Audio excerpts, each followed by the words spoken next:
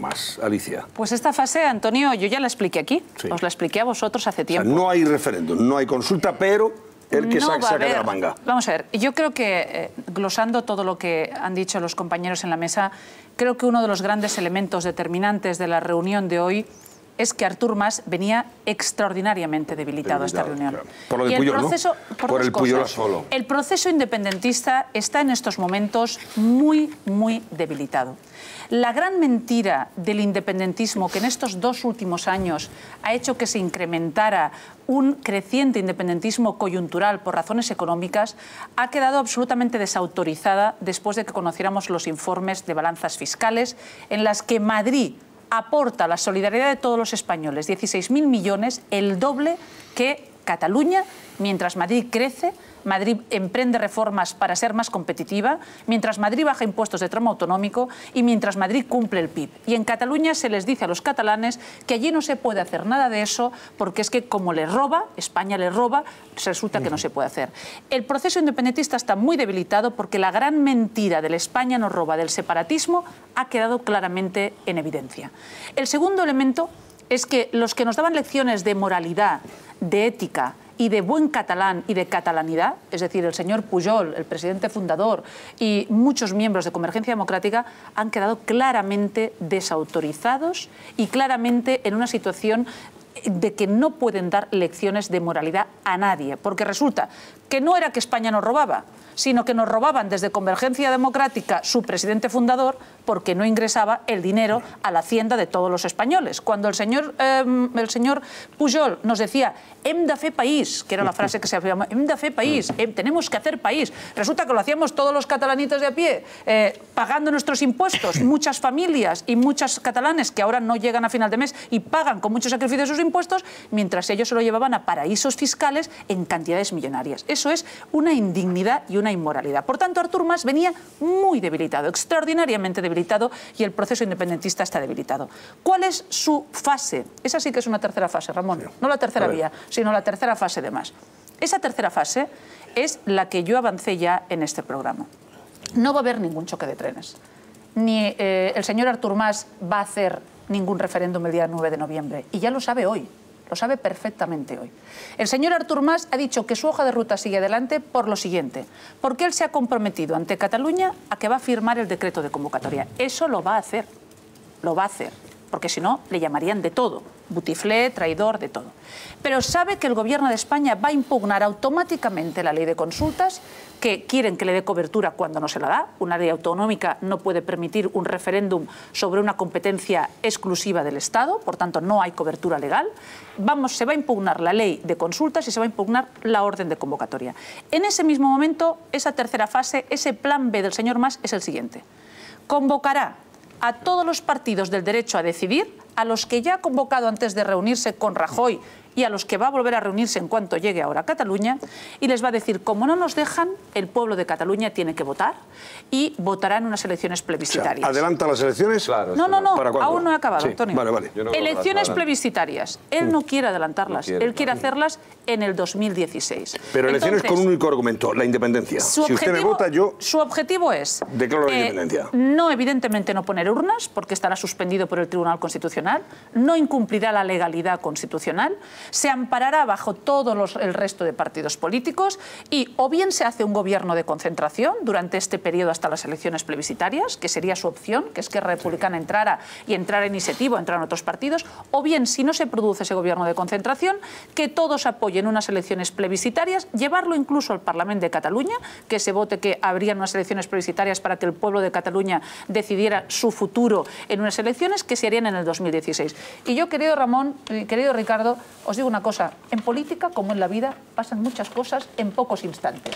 De aquí al 2016, ¿dónde estará el señor Mas? ¿Dónde estará Convergencia Democrática? ¿Y dónde estará el proceso independentista? Por tanto, no va a haber ni choque de trenes, ni va a haber ninguna catástrofe el día 9 de noviembre. Al contrario, el señor Artur Mas, como sabe todo eso, sabe que ahora más que nunca necesita a Mariano Rajoy. Y hoy el presidente Artur Mas, incluso en los gestos, esos gestos cogiéndole las manos, hoy le estaba pidiendo ayuda al presidente del gobierno, porque sabe que está en un callejón sin salida, que se ha metido en un camino en el que no tiene ninguna otra salida y necesita que la agenda reformista del gobierno de España cree empleo, cree oportunidades, que Cataluña empiece a salir de la crisis, que él pueda empezar a capitalizar acción de gobierno, que él no hace nada allí, y empezar a salir de este callejón sin salida en el que se ha metido. Esto es su plan B. Ahora bien, matices. Pueden ocurrir muchas cosas. Porque cuando usted... Fíjese, querido Antonio, cómo es la vida a veces. El señor Artur Mas, en un libro que le hizo Rafael de Ribot, que os recomiendo que lo busquéis y que expliquéis algunas de estas cosas aquí, dijo, no se puede excitar a la gente con planteamientos imposibles porque crean frustración colectiva y porque no se pueden reproducir. Es justo lo que está haciendo el señor Artur Mas. Sobre un imposible que sabe que no se va a producir, ha creado unas expectativas. Lo que ocurra con mucha gente en Cataluña en estos meses, esa es otra cuestión. Pero el señor Artur Mas quiere, junto con los partidos políticos, en esa reunión que esté la Asamblea Nacional de Cataluña, que esté la Asamblea de Municipios Independentistas y que todos, sociedad civil catalana y partidos políticos catalanes, acuerden que ante la no posposición de urnas el 9 de noviembre se hagan unas elecciones plebiscitarias que sean en el 2016. Lo que el señor Artur Mas no va a poder controlar, Antonio, y ahí va tu última pregunta, es que a lo mejor se precipiten o bien a noviembre o bien a febrero del año que viene, o bien a las municipales, porque ahí sí que puede ocurrir. Bueno, pues a ver, no, porque entonces hay choque de trenes. Choque de trenes, no. Choque de trenes, no, hombre, no, Ricardo. La sociedad catalana. El choque de trenes, perdón. El choque de trenes simbolizaría el enfrentamiento radical entre el Estado y la Generalitat a partir de una consulta ilegal. Yo creo que no se pueden trasladar mensajes ni catastrofistas ni alarmistas a la opinión pública. El choque de trenes, perdóname, Federico, el choque de trenes te he oído perfectamente. O no sé si a ti o Fernando, he dicho choque de trenes. No solo has dicho choque de trenes, sino que has dicho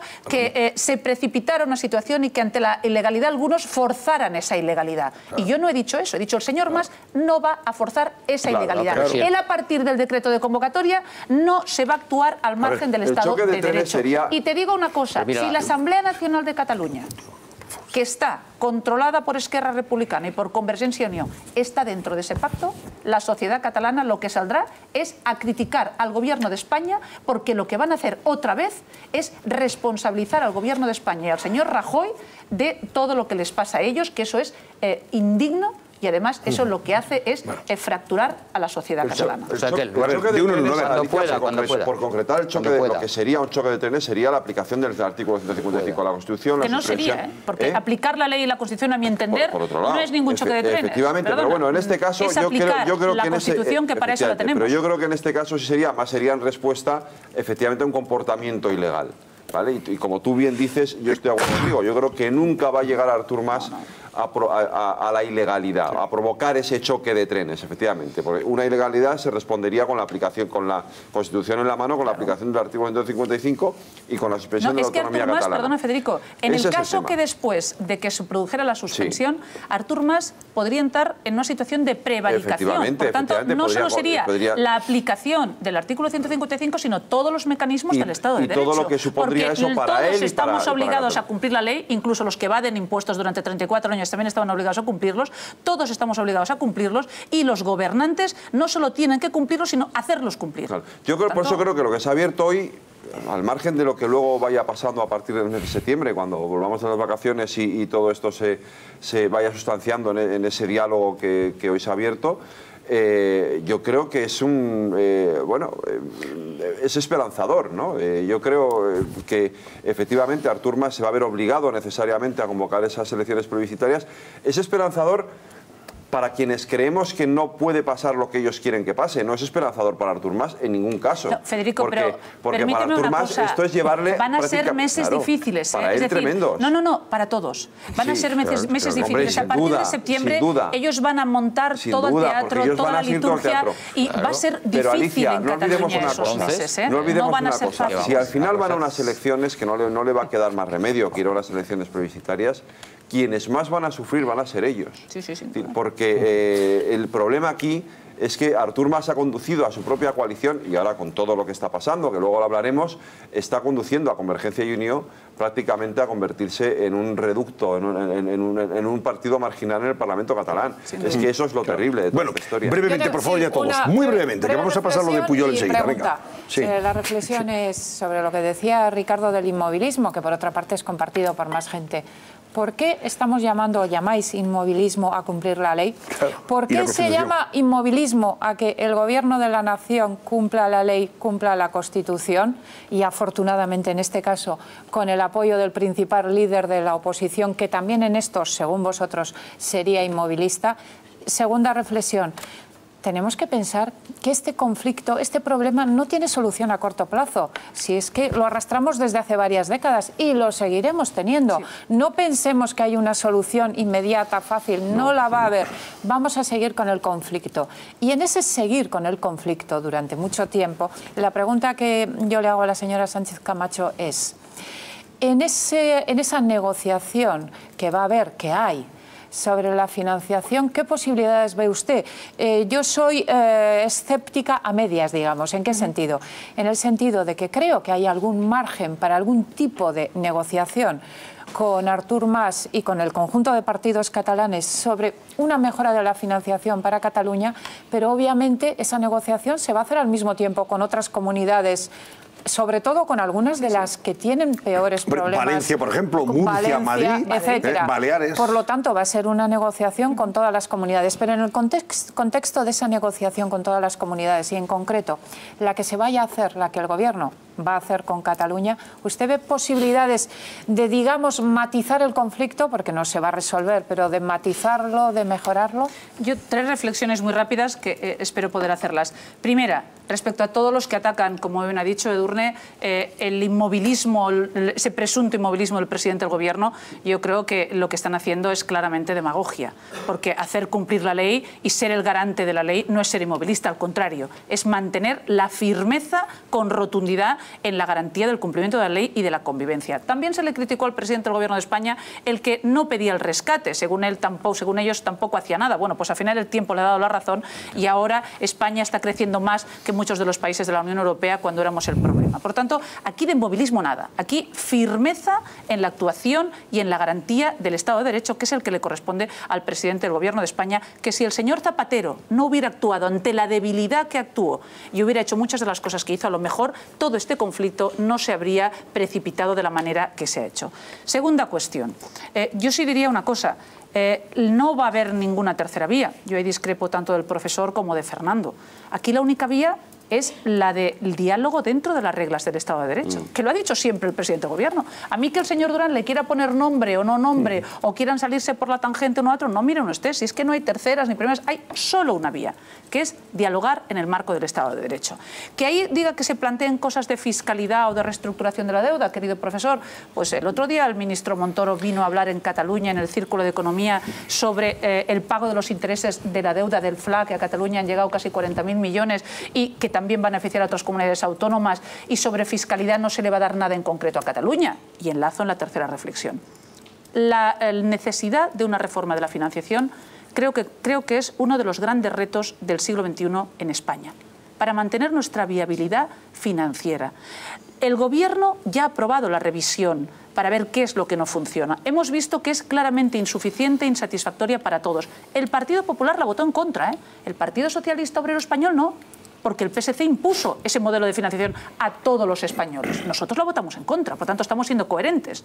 ¿Nosotros qué decimos? Que la financiación, la revisión del modelo de financiación no se va a hacer para el desafío independentista o para dar respuesta a Cataluña. Se va a hacer porque es una necesidad para España. Y la tenemos que hacer bien, con consenso para todas las comunidades autónomas. Usted ha dicho muy bien, aquí hay comunidades como Madrid que piden mejor fiscalidad, más equitativa, comunidades como Valencia, como Baleares. Yo creo que el replanteamiento del modelo de financiación, Edurne, es que a partir de ahora quizás no vamos a poder seguir pagando todo como hasta ahora. que Europa sea el 7% de la población mundial y tenga el 50% del gasto público en estado del bienestar, que no se puede a lo mejor mantener como se ha mantenido hasta ahora. Que en España se paguen toda serie de servicios públicos básicos, pues habrá que establecer una cartera de servicios públicos básicos para todos, iguales e equitativos en cualquier lugar de España. Y se tendrá a cabo. Y se tendrá que garantizar la ordinalidad, es decir, que en un sitio no estén subiendo impuestos mientras en otro se bajan, y se tendrá que hacer una mejor redistribución, repito, con consenso y con el trabajo conjunto de todas las comunidades autónomas.